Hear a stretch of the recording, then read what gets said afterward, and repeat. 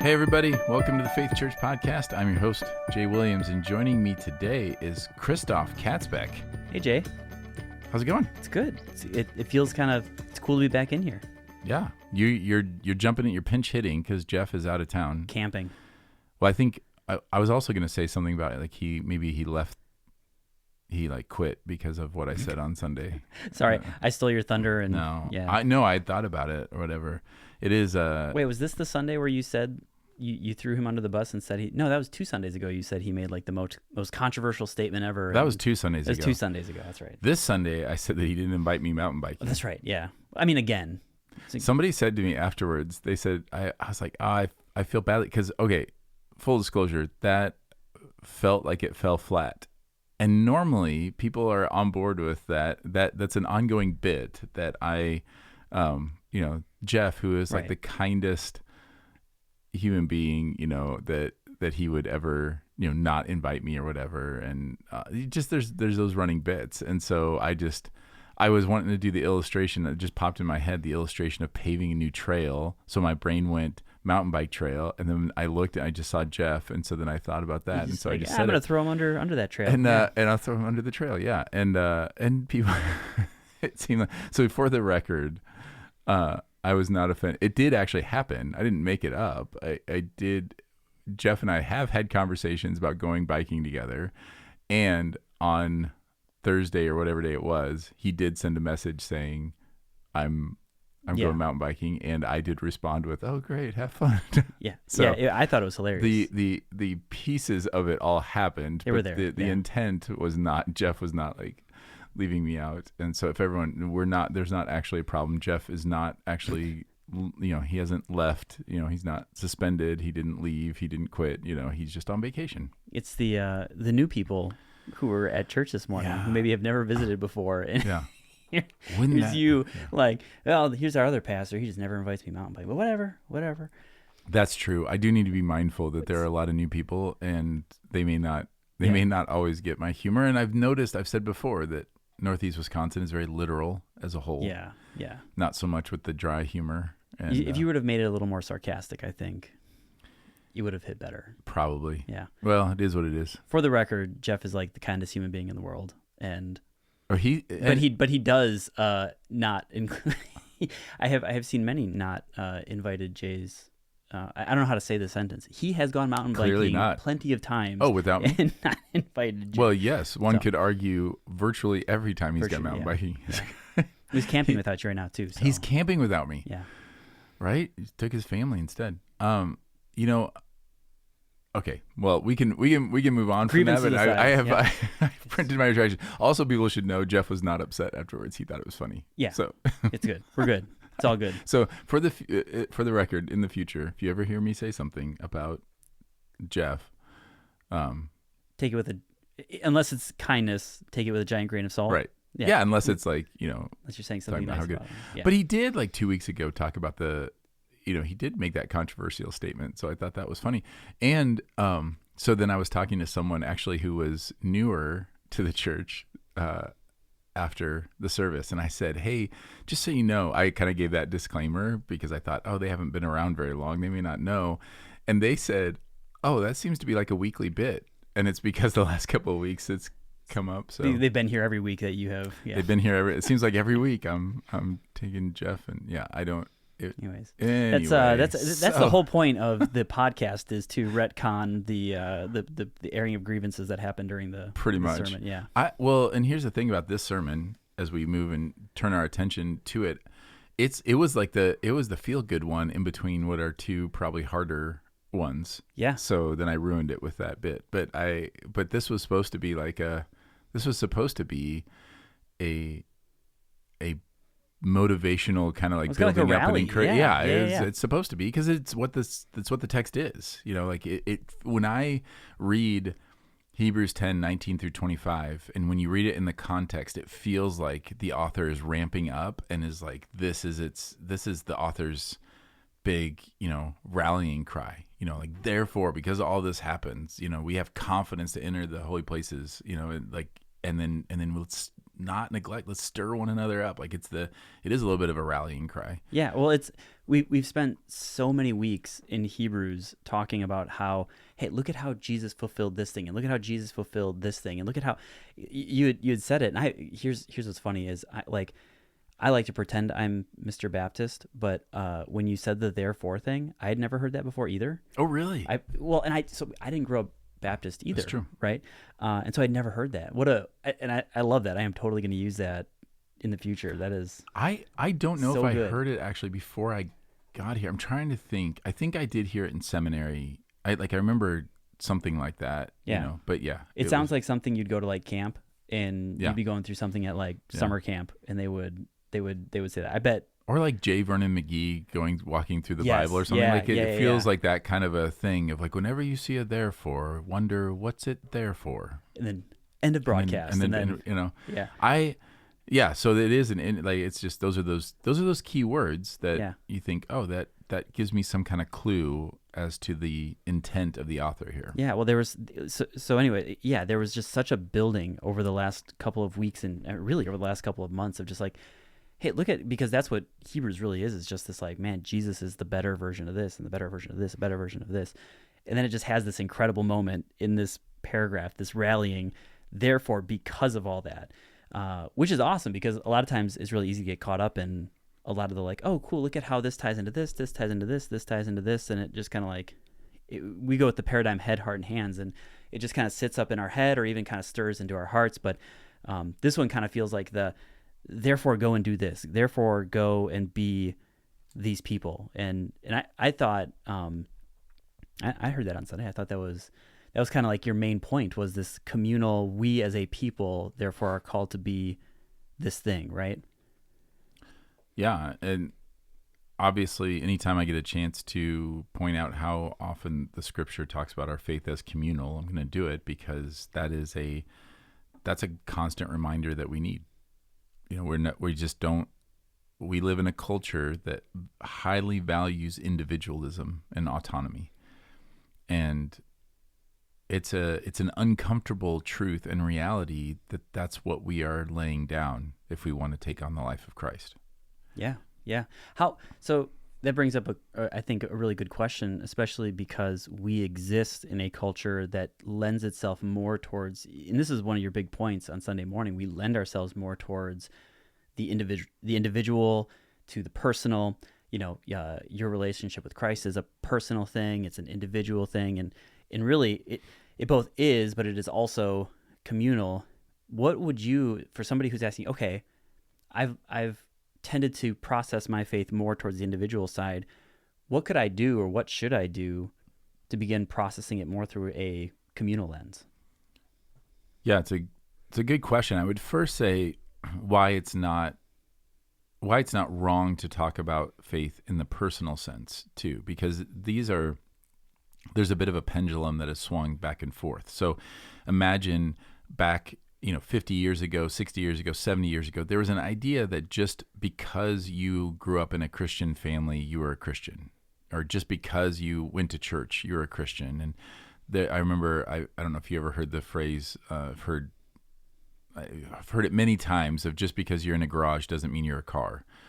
And I've never heard that. Really? That's a great, yeah, I like that. So that was always used to say, hey, just because you're at church doesn't mean you're saved. That doesn't mean that you're walking with Christ. And that is true. So to the extent that we're talking about individual, meaning God has called me, like he's called us, but he's also called me, and I have a responsibility to repent of my sin and to follow Jesus, that I don't get to just ride the coattails of being a part of a church or anything like that. That's important and valuable. But then the pendulum swings, then I think overcorrecting on that side, and we lose sight of the communal nature of our faith. So to answer your question, when I think about like, how do we start thinking about it in those more communal terms? I think it's just what this passage says when he says, let us consider how to stir up one another to love and good works. So it starts, I think, with seeing sanctification as both my own personal sin, but also our community. When you think about, well, what would I do? Think about any other community you're a part of, and when you think about, well, what can you do to help that community thrive? You could probably think of a lot of different things. If you're part of, for years when I was coaching in youth basketball, and if there was a parent who said, if there were parents who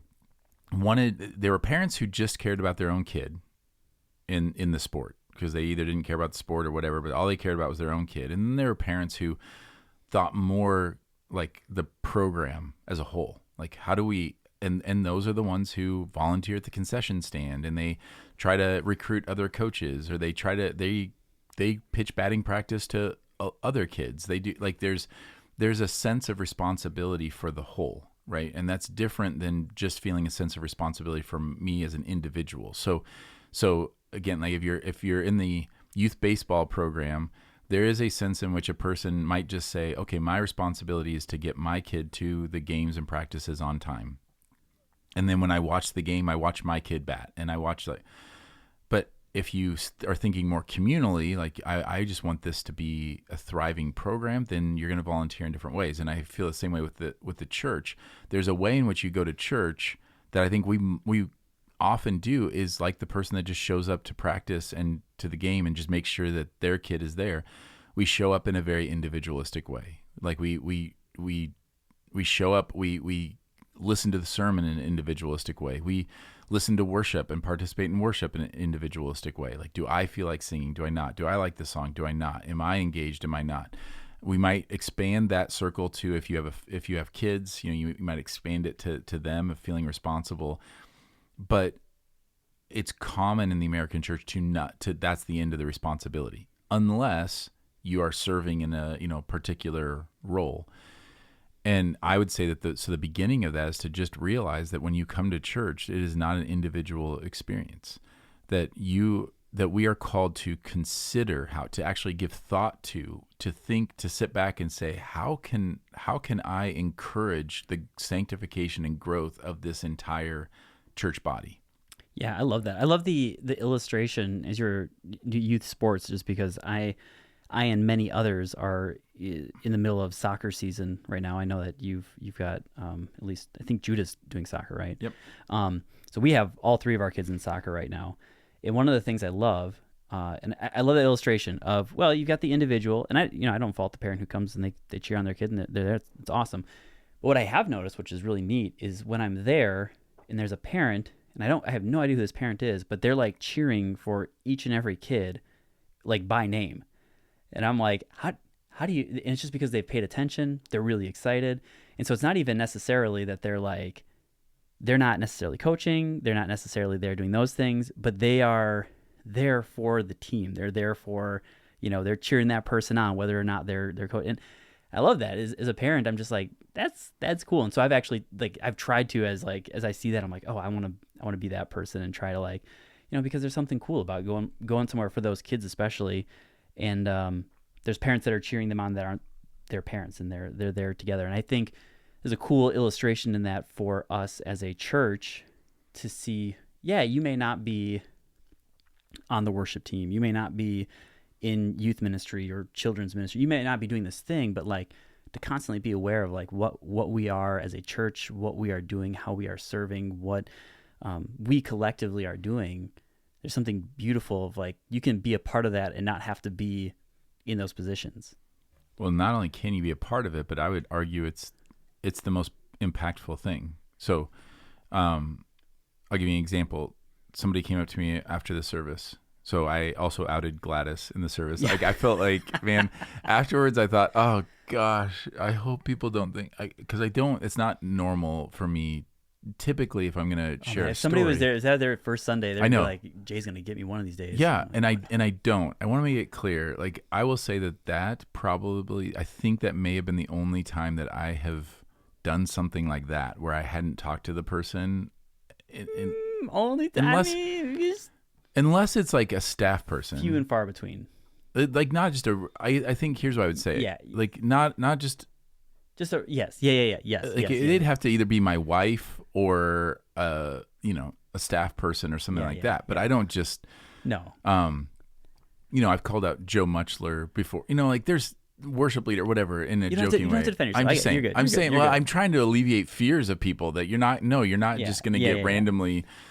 But Gladys has been so faithful doing that for so long. And again, the illustration popped in my head, and I just thought, you know what? I want to, like, let's just. Yeah. I felt like I wanted to say it was her rather than what I would normally do, which is a more generic kind of like, oh, I talked with someone who, talked about this. And the reality is whenever I use a generic illustration and I talk to the person afterwards, they say, you could have used my name. It's totally fine. So most people aren't. And I don't think Gladys was upset about it either.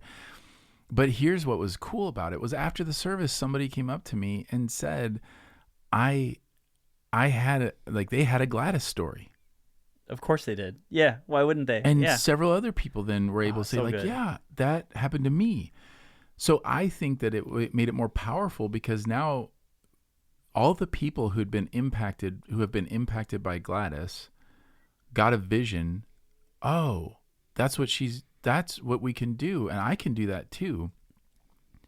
And I think that's what I'm talking about is just that idea of feeling a sense of responsibility. And what was neat was when I was talking to that person after the service, I said, what's great about that is you probably don't remember what I preached about at all that day.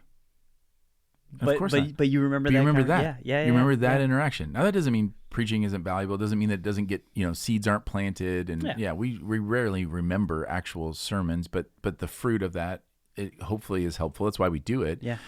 But what mattered in that moment was that interaction, and that has a profound impact on people. And so it's not some kind of like add-on. It's a really important part of the corporate worship experience is people taking ownership and sensing a responsibility of and considering. Like that's what I wish I would have said it that way in the sermon because that's what the text actually says. But actually considering how can I help, how can I contribute to our family, like the whole church family's sanctification and growth. I mean, that's basically what you're thinking about. And it's not just about like running a ministry. It's how can I do that in this moment? And you mentioned like with the youth sports, I would say in things like youth sports, it's totally fine. We only have so much bandwidth.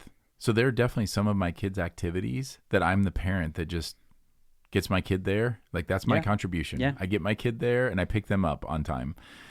But then there are others that I invest more deeply in. My point would be that if there's anything that we would do that with, the church should be the first thing. Yeah. Absolutely. Right? Like so it's totally fine if you're just like, hey, I don't know anything about soccer. So I just drop my kid off and I cheer for them, but I don't even know what I'm cheering for. That's great. That's fine. You don't have to volunteer to be on the board or to ref or to coach or whatever. But in the church, we are all called to consider how am I going to contribute to the church family? And there are ways in which we're all called, and then there are ways that are more specific. So we're all called to give financially. We're all called to serve. We're all called to worship together like that. There's those participations. That's why I was saying like, we're all the church choir. We're all of these things. But then there are specific ways that God will call different people to serve. They may be particular roles in the church, but it very well could just be particular conversations that the Lord has for you that day. And I think we just lose sight of the fact that God has a job for you. Like on Sunday morning when you get up to come to church, you may not be volunteering in a children's ministry, or you may not be playing drums that day, or you may not have a specific role. And that's what I was trying to get at, is when people say like, oh, I don't actually have a Sunday off or whatever. And I just want to get rid of that vernacular, because the reality is we don't ever. Like if you're part of this church family, you know, that doesn't mean you can't ever go on vacation. You can't ever, but you should know that when you get up on Sunday morning, God has a job for you. Yeah. Yeah. And you may not know what it is. Yeah, absolutely. Absolutely. I think that's a part of just we have. So I've been thinking a lot about because I'm going to be preaching in a couple weeks here on faith, sort of Hebrews 11, just thinking like what faith means. And it's a part of like going and being a part of the church family sometimes on Sunday morning is having faith that like that is going to be the better thing. Like, we actually think, I was just talking to somebody who was like, I don't want to go to church in the morning. It was a student, whatever, because, it's my day off and I get to sleep in and, whatever. And I'm like, man, so what you're believing in that is you're going to get more rest and it's going to be better for you to sleep in. But like moving by faith sometimes goes, what's actually going to be better is doing what Hebrews 10:25, not considering, or 23, considering how to stir one another up, being a part of the church family, going there, like that actually is the better thing. That's the thing that's going to be great. So I think like what immediately comes to my mind then is when you were preaching, you had mentioned building culture. So it feels like this is kind of a good opportunity to like segue maybe. So something that I was thinking about this morning is you were talking then, we have the opportunity to build a certain culture if that's the case. Like what does it then look like to do that and be God's family who is doing that? And you had mentioned a few things, but I would love to hear some more of like if there was like an ideal culture that we were building towards as a faith family. If like we were the group of people who were like, oh, these people are this, like, oh, of course they are. That's the people that, those are the people at Faith Church. Like, of course, they're generous, or they're just like above and beyond kind, or they rarely complain. One of the ones, like, what would you say some of the culture building things you would want our church to be marked with, if that makes sense? Does that question make sense? Yeah, I mean, we obviously we talk about this when we talk about the culture that we want to have. That's a kingdom culture based around those parables, which we need to do a better job. I'm really bad at like creating catchphrases and big signs and stuff that like remind people every week. But whenever we preach vision of the church, we talk about those kingdom parables and say like we want this church family. And by church, we don't just mean what we do on Sunday morning. We mean our whole family, but it's not less than what we do on Sunday morning. Like, we don't want to minimize the importance of Sunday morning, which is why I mentioned that passage is used as a guilt trip a lot. And it's like, but it's not that. It's not a guilt trip, but it's also not like. Yeah, as a part of where the building happens, right? Like, you can't ignore or where the that. Church happens, where the body, Well, the building of like those cultures, that happens. I mean, the physical building, where the building of the culture happens. Yeah, well, when we're all together, right? Yeah. Like, think about your family culture of like your extended family. If you do, Thanksgiving together, or you do family reunions together, or whatever you do, it's when everybody's together. That's when a lot of that culture building happens. That then flows out into other relationships when a couple of cousins get together over here, or siblings get together over here, but they're forged in these times that we're together. And so, yes, it's not a guilt trip, but it's also not swaying the other way of like, oh, well, that just means the assembly just means, whenever 2 or 3 are gathered, and so just make sure you're hanging out with other Christians. I've heard it preached that way in order to minimize the guilt trip effect.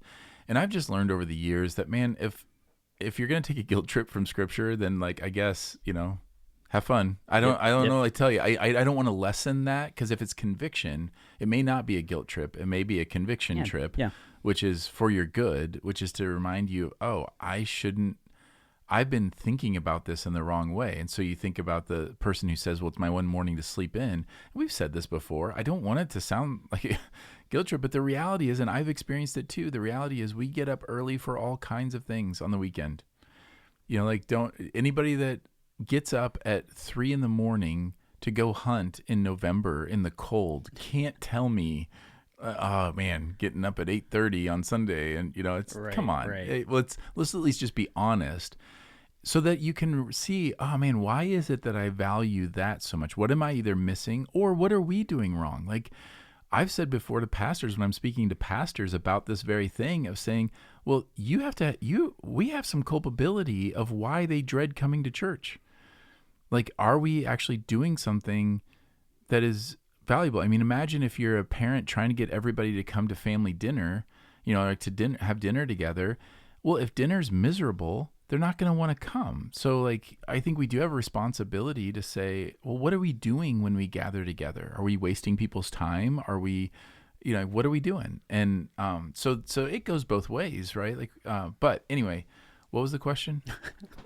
The question was, we talked. It was nothing what you just said, but that was good. That was great. I appreciate that. Yeah, that's part of my charm. Was the culture, like what kind of culture would you want us to be marked by? So think about those kingdom parables. So here are the kingdom parables that we go through a lot. One is small things become big things. The mustard seed. So a culture that believes that small acts of faithfulness are what build into big, beautiful works. So what does that mean? That means that we're not a church culture that tries to launch a lot of big things. We're a church culture that says, no, what we value here is what Gladys does every Sunday. That's what's the most important thing. Not starting some big ministry with a logo and recruiting all these people to go say what we're going to do about it. It's the faithful small things. So I think part of the church culture is a church that believes in those small acts of faithfulness, who are willing to just go and have that one conversation or contribute that one thing or, whatever. So that's a big one. We talk about the banquet that everyone's invited. When Jesus talks about the banquet where he prepares it, the master of the house prepares it and he sends his servants out, and all the people they invited, most of them said, "Oh, sorry, I'd totally love to make it, but I can't." And so he goes out and eventually sends them out to the highways and the byways and bring in anyone. And so we want to be a culture that says anybody is welcome here. We will go out, anyone is welcome to come in and explore who Jesus is. But it also means that we know that a lot of people are going to say no. So we don't cater to the people who say, "Oh, I totally would love to do that, but I'm just not, I just can't today." And, well, maybe if you just shifted the worship time, if it's just a little bit later, we're like, "Oh, maybe we should shift the worship time later." Or maybe we should change how we do communion because it made somebody uncomfortable or whatever. And it's like, no, everybody is invited, but few will come. That's what we see all the time in Scripture. The fields are white for harvest, but it's also, the laborers are few. And so I see a culture that values the small things, the small acts of faithfulness, and a culture that welcomes anyone, but in our pursuit of Jesus and understands that a lot of people are not, it's just not going to be for them. It's a culture of the treasure hidden in a field. So it's another parable that we use a lot of Matthew 13:44, that upon finding it, the man hides it and then goes and sells with joy and sells all that he has. So he buys the field. That we want to always be talking about following Jesus in a way that says it's worth it. Not through, which means we're not going to do busy work. Right? We're not going to talk about, we don't get up there every week and say okay, this is the thing, you need to be a part of this thing. It's if we make an ask, like VBS, we make that ask, that people be involved in it in some way. That's an all hands on deck thing, because it's worth it. We want to make sure that what we're doing is worthy of the kingdom, and that it helps people see how valuable and what a treasure the kingdom is. So those are just a few things that I would say, I would say that I would love for our culture, to be. And there's lots of other things that then flow out of that. For example, the small things become big things. Understanding that me singing matters. Yep. Yeah. You could say, well, what's one voice? Well, one voice plus one voice plus one voice. That's a really tangible example of how small things become big things.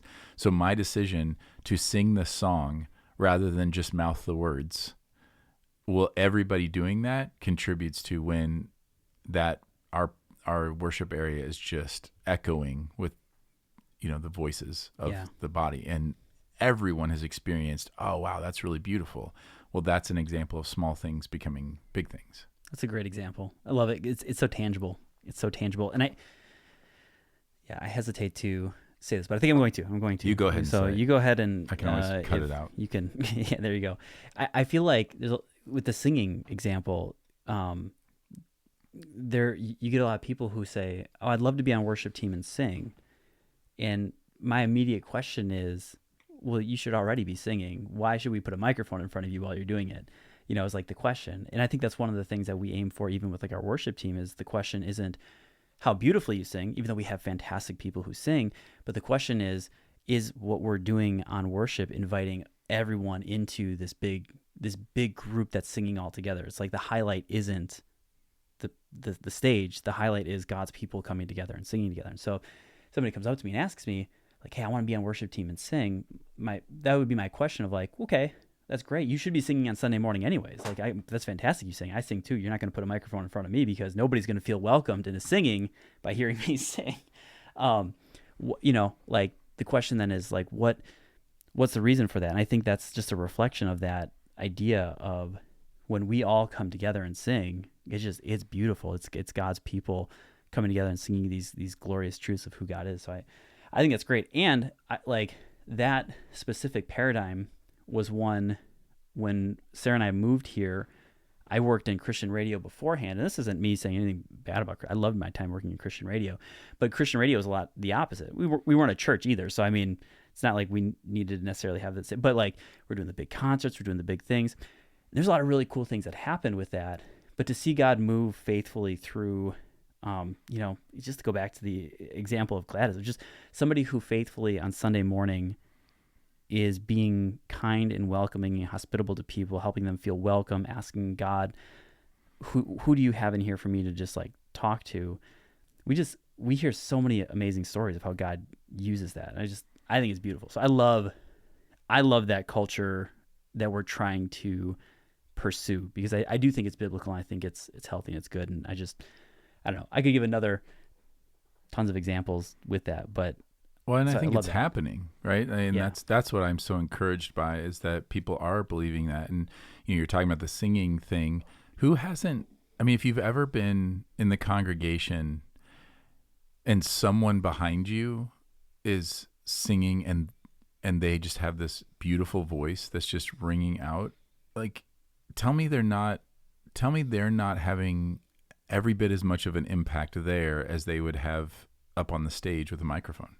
Yeah. Arguably more of an impact because it's just so beautiful and profound. And when, that's one of the things I love about singing the doxology right now every week. And I don't know if we'll do that. We're not commanded in scripture to sing the doxology every week, after communion. And, but what I love about it is the more that becomes a thing, the more people who in the congregation who have like choir backgrounds, for example, start singing harmonies with it. Yeah. And it's so great because people, it just echoes. And so I want people to believe like it matters. All those things, all those little things matter and they build up. And I think that culture is happening. We have so many people right now in the church who are under the radar like Gladys. And now Gladys is no longer under the radar. Poor Gladys. That's going to be the thing she's going to be most bummed about is that she can't be under the radar. Right. She's going to be like, but we have a lot of people like that.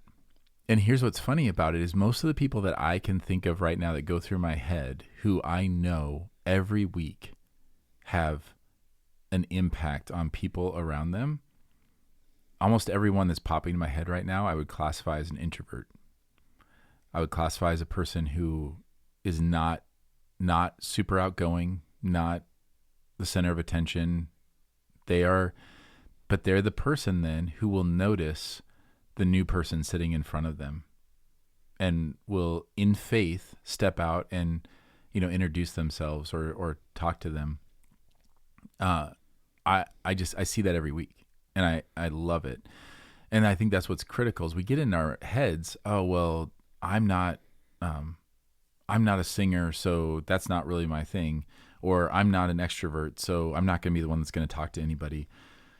That's the enemy kind of discouraging. Like the reality is bringing what you have and letting God do incredible things through it. That's what he loves to do. Yeah. Like he loves to take our small little acts and the things where we're weak and show his strength and his power. And when a person who like, think about this. If you're a poor singer, now I'm not saying like scream in a way that's distracting to everybody around you. Like we don't just say, like, we don't want to be a distraction around us or whatever. But I will tell you that people who do not sing well, when they sing, they free up everyone else around them to sing. That's why everyone around me is singing so well. Right. You are responsible, Christoph, for all those people, because they're all like, well, if Christoph can sing, if he's going to sing, then I guess I probably should. Think about when people sing happy birthday. It's true. Everybody sings happy birthday, and the better voices just get louder. Like, I just was there where I was singing happy birthday, and everybody sings happy birthday because it's just what you do. And other people, like I said, people that are more trained singers, they'll do the harmony at the end, they'll do like whatever, and but it's the number of voices. You see it at a concert. Think about it at a concert when people sing along and it gets really loud. Do you know how many bad singers there are in that concert? Tons. Maybe even the majority of the people. But there's something about communal voice that it all levels out, right? Because the stronger voices kind of like carry it, and it just kind of all levels out. And that's what's just so beautiful about it. And if you aren't a good singer and you're singing, then the person next to you or in front of you or behind you thinks like, well, then I guess I can sing. But if only the good singers are singing, then, whatever. I don't know why we're talking so much about singing, but it is part of the culture. Yeah. And so I would say like the next tangible thing that I would love, and I'm seeing it already, is people talking to each other after the service. We've seen it in communion at times of people praying for one another during that time, or just encouraging one another, being at the family lunch together. Like, we try to create these environments. We're just trying to create spaces for the people of the church to be the people of the church. We're trying to like set, we're kind of like lobbing softballs in there to say, hey, go and bless somebody. And this is why we don't program things. We try to create environments for people to be able to give space to people. And so like communion in the middle of the service gives people space to minister to one another. Now, not everybody does that, but that becomes more and more the norm. And when that becomes the norm, and all of a sudden you look around, I mean, imagine a day, and I hope we'll get there, where during communion, you could look around and see 10, 15 people praying for one another. Yeah. And now that becomes normal. Now it's not weird that I asked, like, hey, can I just pray for you right now? It's not weird because lots of people are doing that around you. That's what it means for it to become normal. I think it's awesome. That's where cultures are built, right? That's where we see the cultures built to stir one another up, as we're hoping to, and then go to our homes, go to our works, go to our different spaces, and be light where we're called to be. And think about, so you think about what would you want a visitor coming into our worship service to experience? And I don't know about you, but if I went into a church, it's common that you go to a church if you're visiting and you judge the sermon and the music. Yeah. That's what a lot of people do.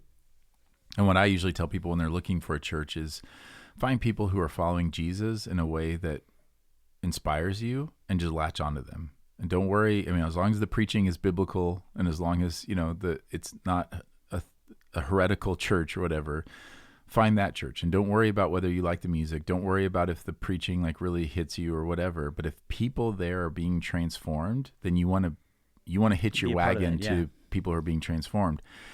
And what I would love so much, it makes me so excited. Like when somebody says, when we ask first-time visitors, the best responses, there's some things that we started building in that now these are their best responses. Like one, people will mention how welcome they felt when they checked their kids in. That's a big deal.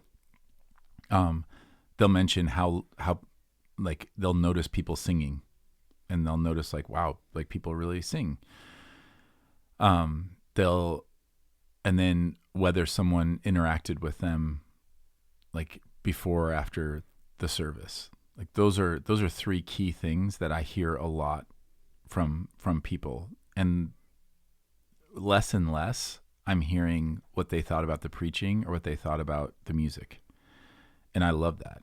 And I just think, man, so now imagine walking into a church where you felt really welcomed, somebody talked to you, and then you're seeing people praying, like during communion, you're seeing people praying for one another. You're seeing people engaged in like real worship. You're seeing people like that's what I want people to notice. So I guess the bottom line is the culture getting to a place where when I picture it on Sunday morning anyway, I picture a day, and I think we're getting there. I think we're almost there. And I think we're getting there. I picture a day where all of the other things that they notice are the first things they notice are their interactions with people, the seriousness with which they saw people worshiping, and their love for each other. Like that's what I long for. Yeah. Like, I long for the day when, if you ask them about the music or the preaching, that they're like, "Oh, yeah, that was good. Yeah, that was good too."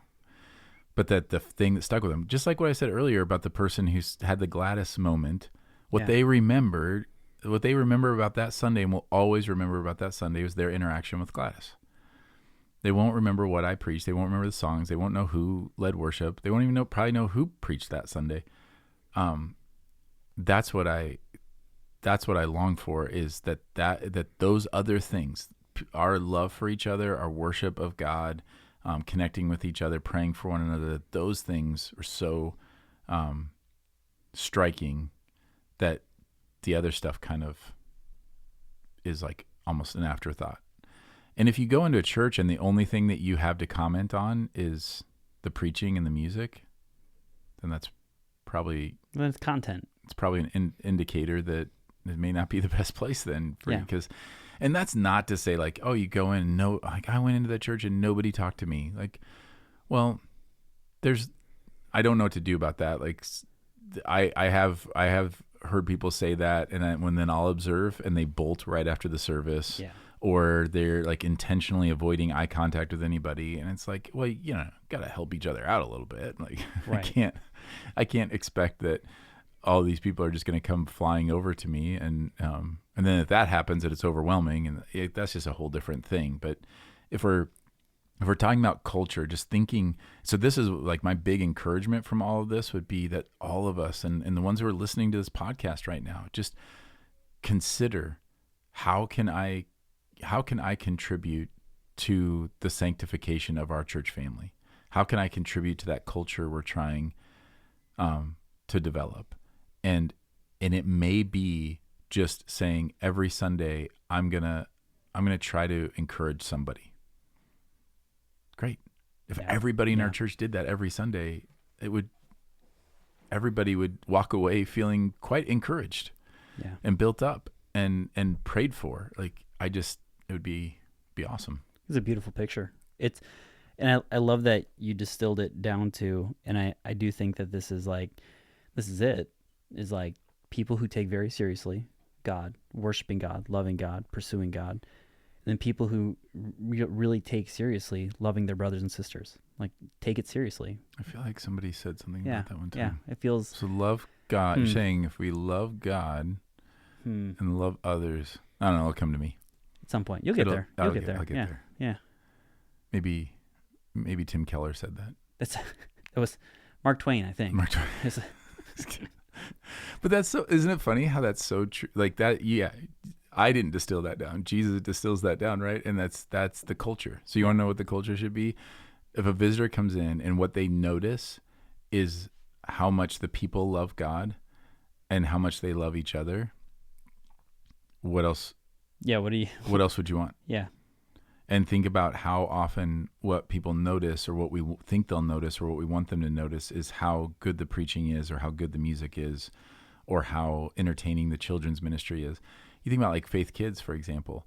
All of our teachers know, all the helpers know, like, look, job number one is you just love the kids well. Right. It's not about content. It's not about entertaining them. It's not about like, people will talk about like, I want those kids to have so much fun that they just beg to come back. You know what makes kids want to come back is where they're loved. They actually don't need to be entertained nearly as much as we, think. What they actually are drawn to. Now they may say they want that, but what they really want is to be loved and to be cared for and then that we can somehow help them, like introduce them and teach them about this God who knows them and loves them. Like that's what we care about. So when a teacher's like, oh man, the lesson did not go well, I don't care. I do not care. Like did the kids feel loved and cared for? Did they walk away experiencing the love of Christ through the teachers and through their classmates? And did we point to him? Did we point to Jesus? Did we tell them like, this is why this is happening? Like, awesome. Yeah.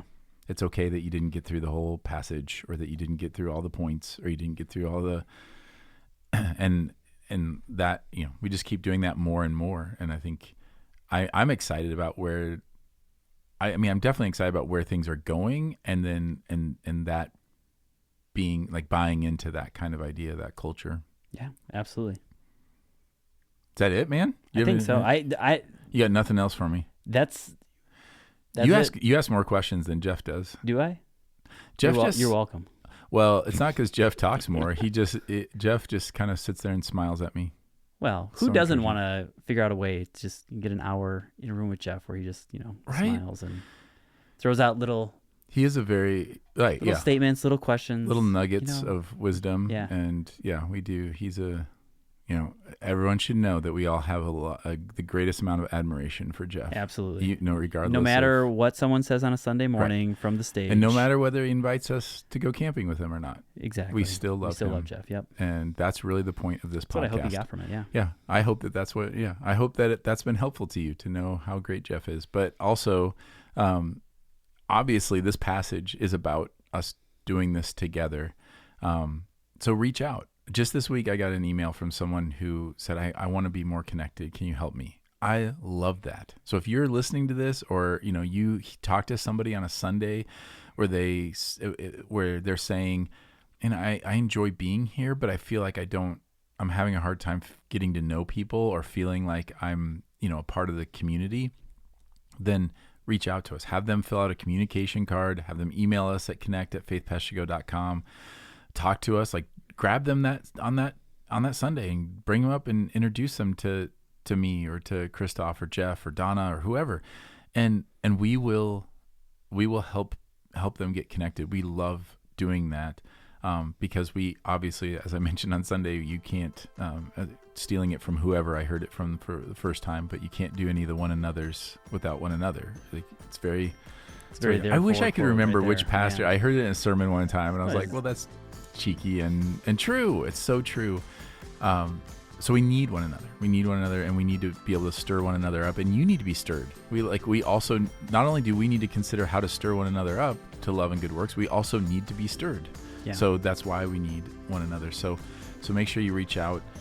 We hope that this has been helpful and encouraging to you. Until next time, grace and peace.